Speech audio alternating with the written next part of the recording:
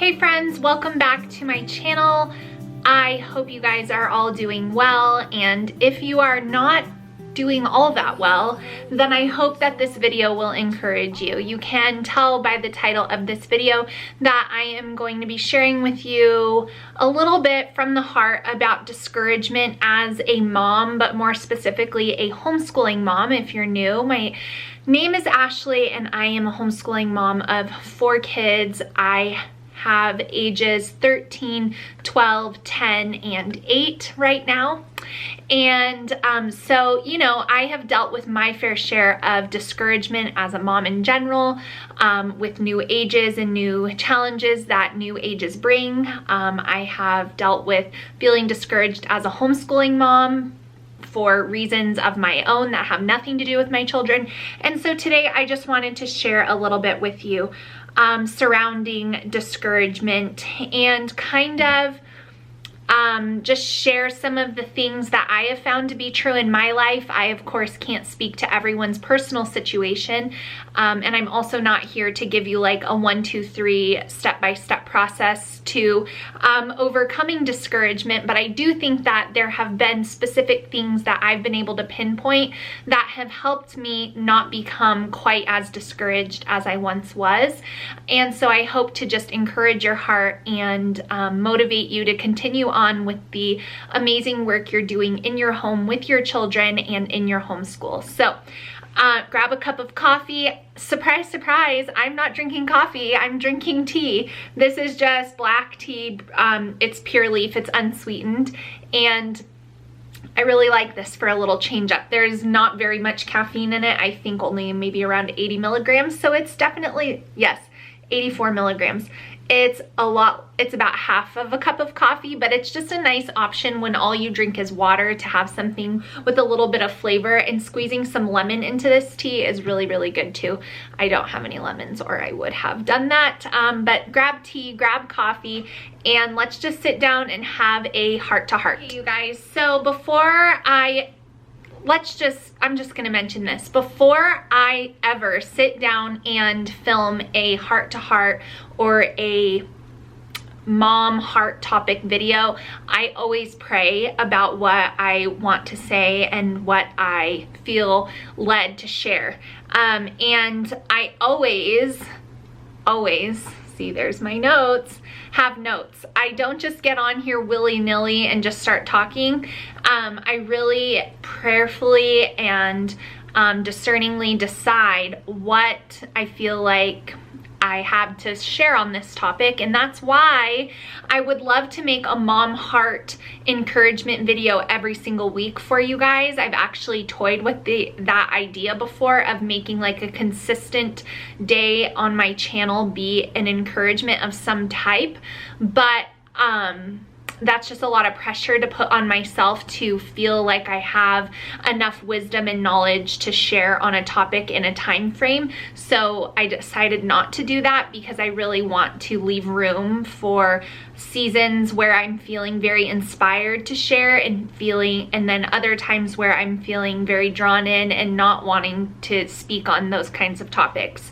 So anyway, I say all of that to say that these things that I'm about to share with you as far as discouragement, every single one I have faced and still battle from time to time that will lead me to discouragement. However, I have become more aware of them, and because I am more aware of them, I am able to stop myself usually before I end up completely discouraged. So the number one thing, and I mentioned that I have notes so you guys can see if my eyes glance down. The number one thing that I feel is important when addressing discouragement as a homeschooling mom is to assess the root. Discouragement can be disguised in so many different emotions and so many different situations, and you might not even realize that you're angry or you're quick to anger because you're discouraged, or you're having difficulty with this child in particular, not because they're not obeying, but because you're discouraged. So discouragement can be disguised in so many different emotions and so many different things. And so I think it's really, really, really important to sit down and assess the root of the discouragement. So first is recognizing I am actually feeling discouraged by this.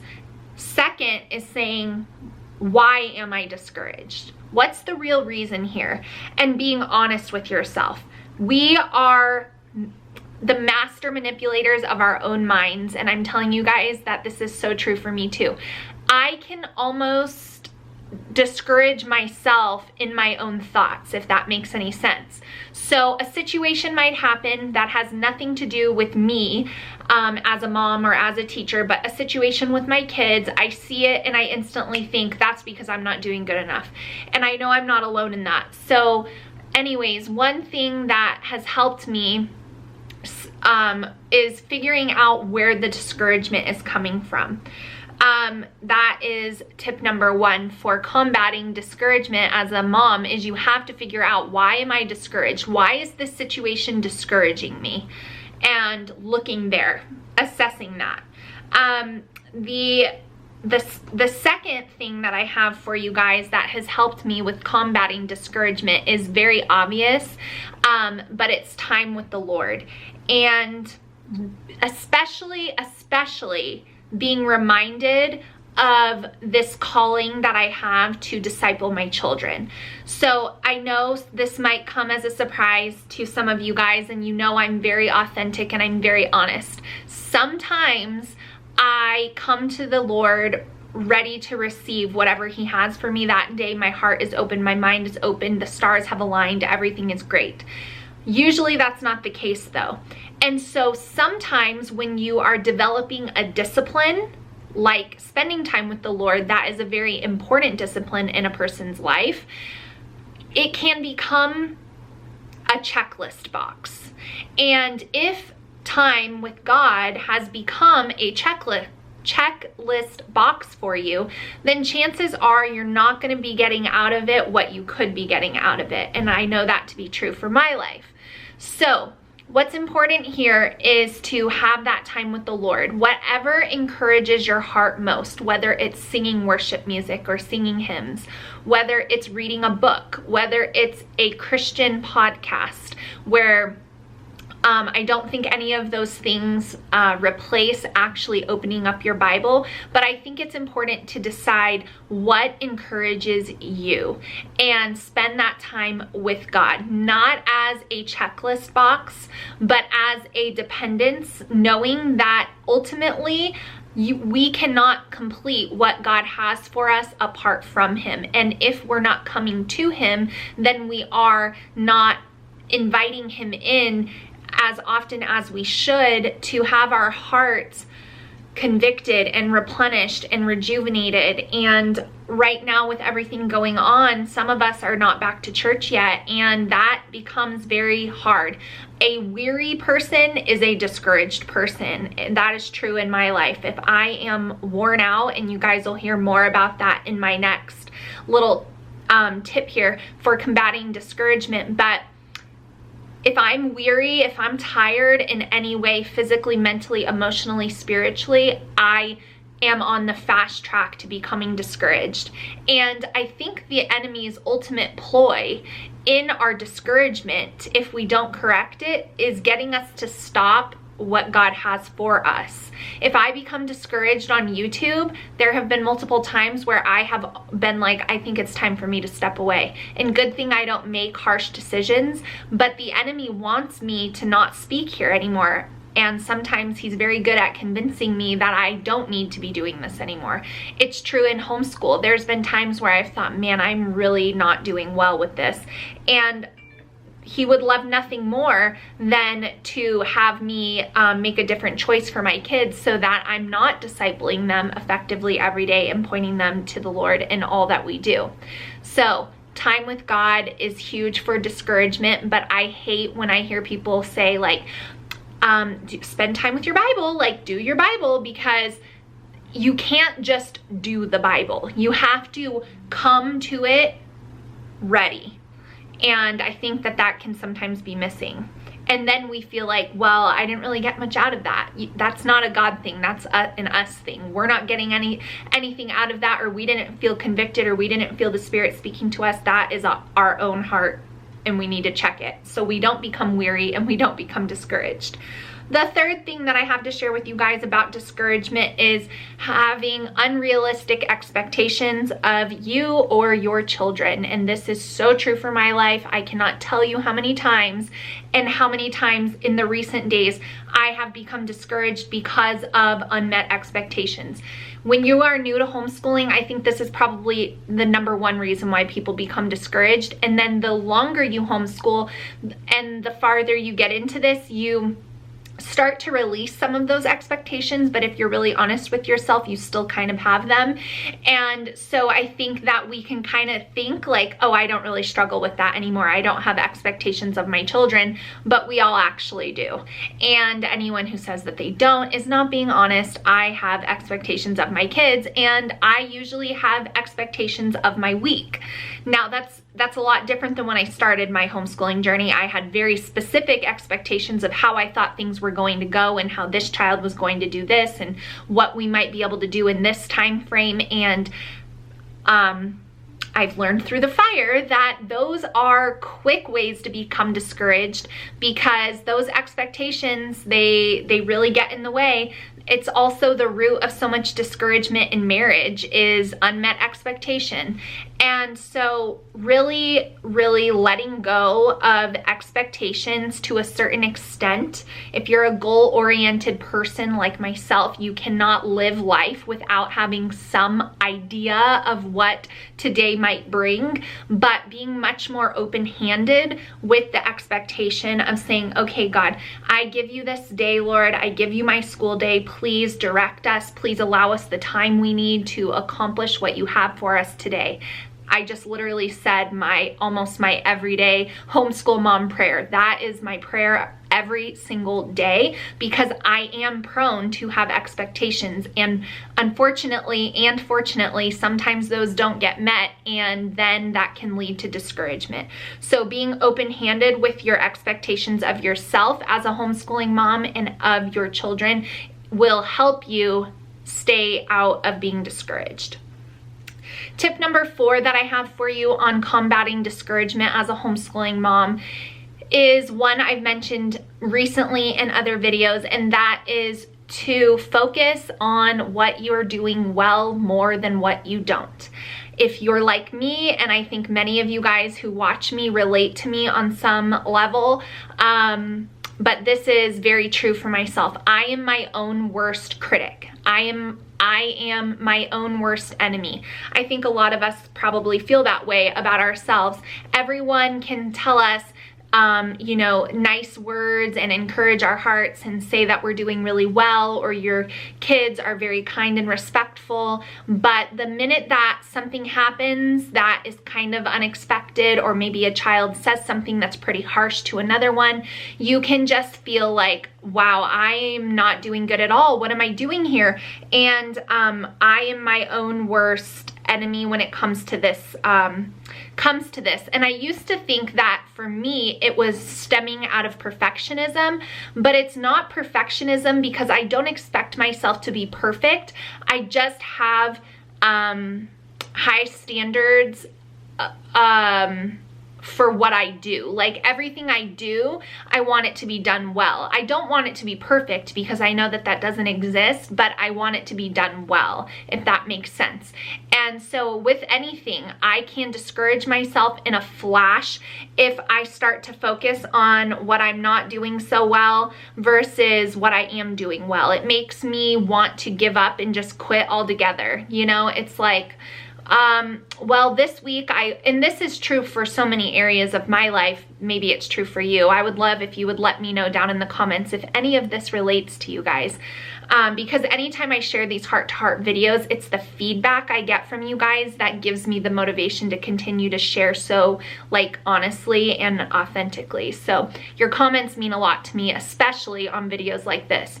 So let me know if you relate to any of this, but I can be so hard on myself if I only have if I only got a 30-minute workout in every day for the week. I'll be in my own head sometimes like, well, that wasn't long enough, you should have gone for an hour, you know. And it's like, I should be proud that I'm still doing 30 minutes, and I can discourage myself to the point of where I'm like, well, I'm just not even gonna bother with it if I know I can't do it to the ability that I want to do it at, and that can cause a lot of discouragement.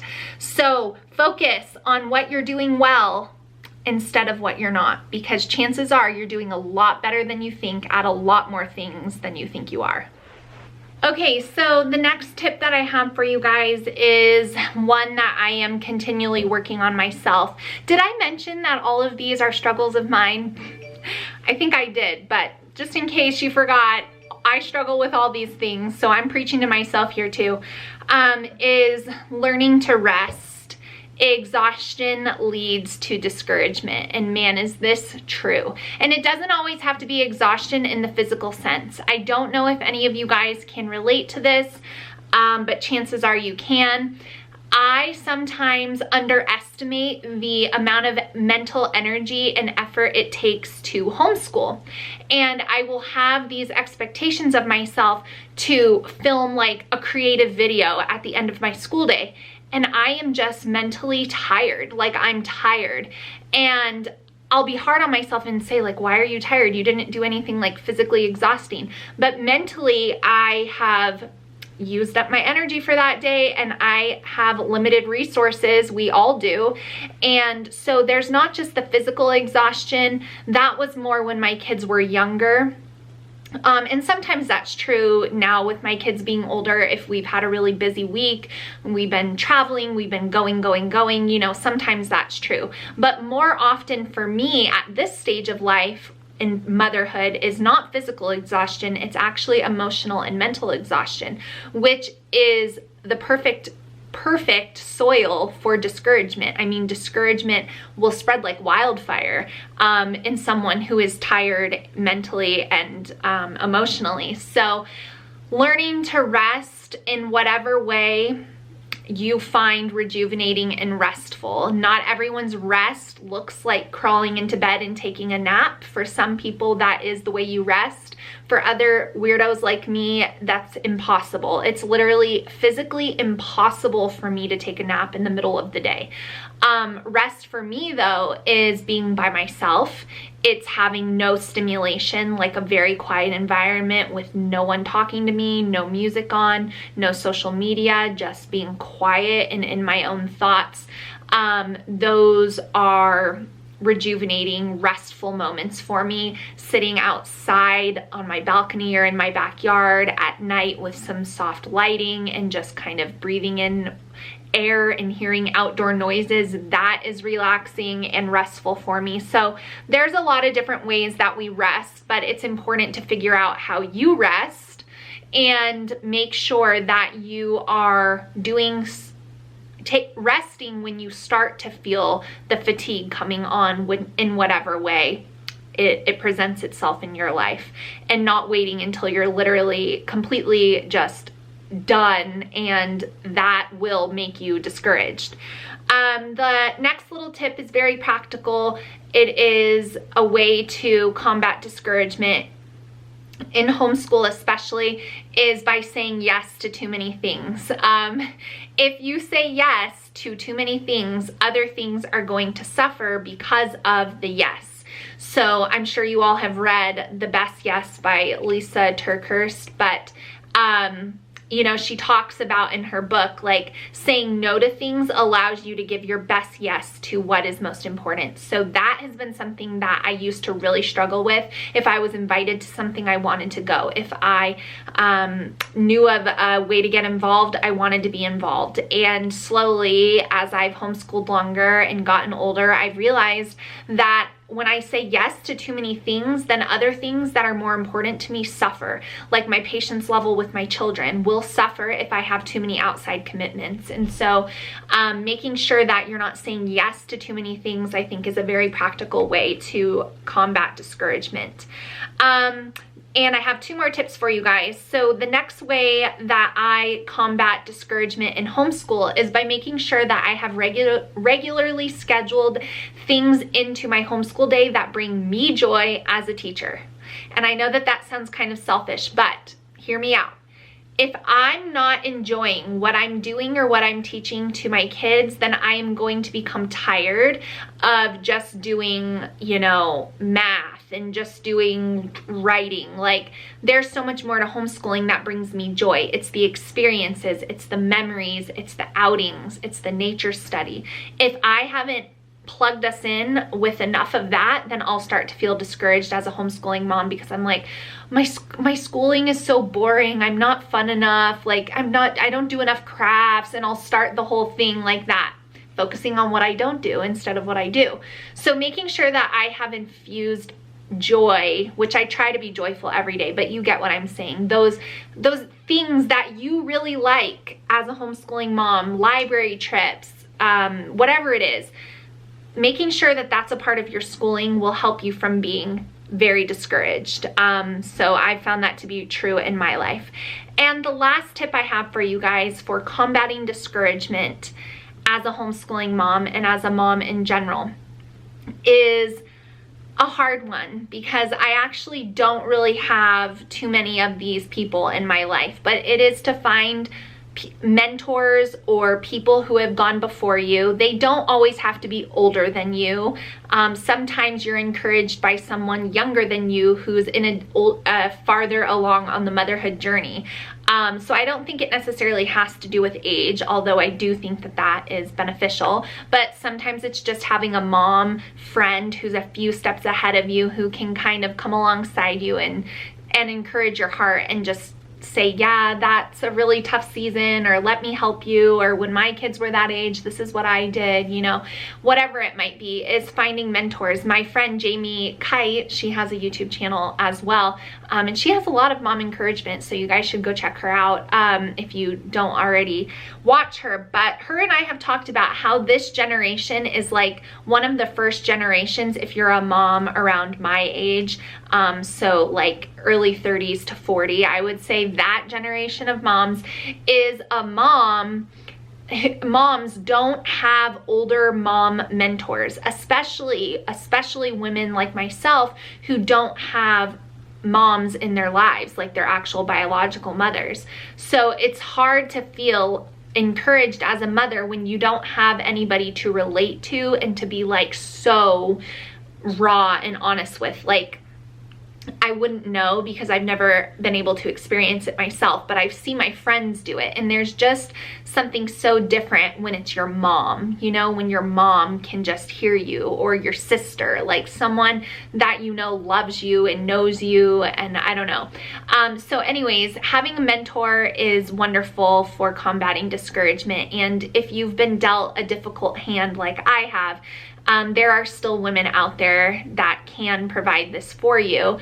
Sally Clarkson is a huge mentor of mine, and I am forever grateful for her ministry. So if you don't listen to Sally or read her books, you might check her out and you might love her like I do. But I've talked about her so many times, so I'm sure you guys all know of Sally Clarkson, but she is definitely a mentor in my life. And so I feel like that is really important for combating discouragement. So I hope you guys enjoyed this little heart-to-heart chat video on mom discouragement, more specifically homeschool mom discouragement. I would love if you guys would chat with me down in the comments. Let me know if you related to anything I said. Let me know if this video helped you. Let me know if you have any additional tips, because as you know, I watch YouTube too, and the whole time I'm reading the comments. So the comments are very beneficial, not just for me, but for the community here. So if you have a great idea, leave it down in the comment section so that other moms can be encouraged. I hope this video just encourages you and lets you know you're not alone. And I hope that for some of you, I'm able to be a little bit of a mentor, just someone who's just a couple years ahead in this whole homeschooling journey than you, that can just kind of speak a little bit of life into your days. So I hope you guys enjoyed. Give me a thumbs up before you go, and I will see you in my next video really soon. Bye guys.